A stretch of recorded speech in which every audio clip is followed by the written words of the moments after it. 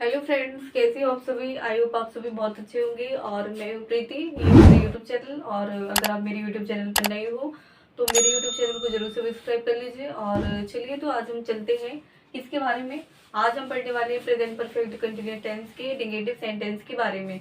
हम अभी affirmative sentence को कर चुके थे, कैसे और कैसे उसको जो उसका रूल है कैसे उसको फॉलो करके अपने जो सेंटेंस को इजी वे में बना सकते हैं। ठीक है दोस्तों। और इसमें आई होप आपको सभी जो जो हैज हैव वर्ब की फर्स्ट फॉर्म में I N G, since and for, mostly इसमें सिंस एंड फॉर ही है जो आपसे बनने चाहिए। अगर आपसे सिंस और फॉर का प्रयोग नहीं बनता है तो आप अपने सेंटेंस को सही करते हुए भी गलत कर देते हैं। तो दोस्तों सिंस और फॉर के प्रयोग जो उसका यूज उसमें श्योर रहिए। ठीक है।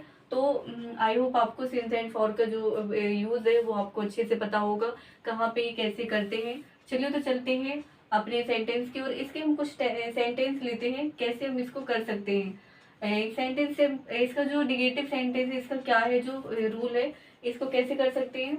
सबसे पहले इसमें क्या है, सबसे पहले इसमें है सब्जेक्ट।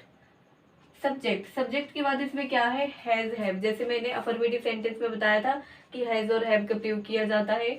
इसके बाद नॉट का प्रयोग, हमेशा हेल्पिंग वर्ब के बाद ही नॉट का प्रयोग करेंगे। हेल्प हैज हैव के बाद नॉट का प्रयोग एंड बीन के पहले। ओके। एंड मेन वर्ब के फर्स्ट फॉर्म में आईएनजी का प्रयोग, ऑब्जेक्ट एंड सिंस फॉर। इसके बाद ऑब्जेक्ट के बाद हम किसका प्रयोग करेंगे दोस्तों, ऑब्जेक्ट के बाद हम सिंस एंड फॉर का प्रयोग करेंगे। चलिए तो चलते हैं हम अपने सेंटेंस की ओर। सेंटेंस प्रैक्टिकल वे में हम करेंगे तो ज्यादा हमें अंडरस्टैंडिंग होगी अपनी सेंटेंस को समझने में। चलिए तो चलते हैं।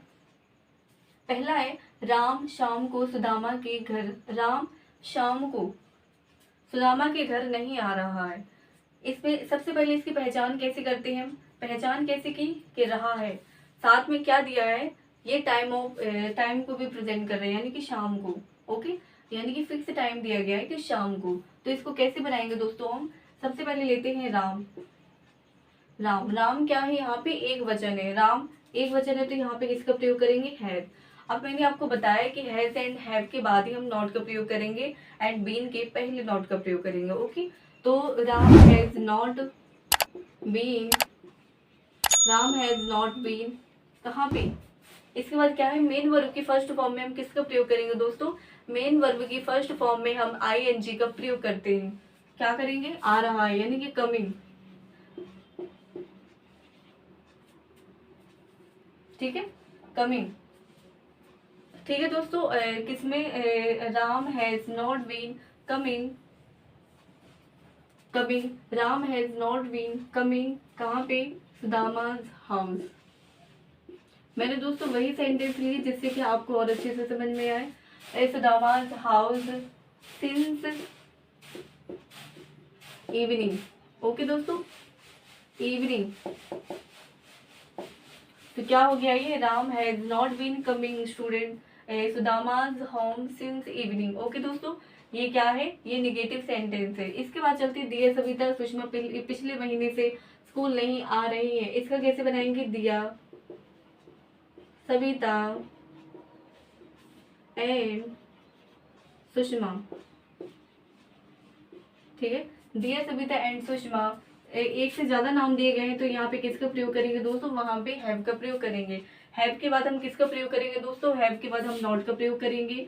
नॉट के बाद हम बीन का प्रयोग करेंगे। इसके बाद मेन वर्ब के फर्स्ट फॉर्म में आईएनजी का प्रयोग करेंगे। कमिंग कहाँ पे, पिछले महीने से, कहाँ पे, टू स्कूल, पिछले महीने से यानी कि लास्ट मंथ। लास्ट मंथ किसमें दिया गया दोस्तों, सिंस एंड फॉर किसमें प्रेजेंट आए, किसको प्रेजेंट करता है, सिंस को प्रेजेंट करता है। To school since last month.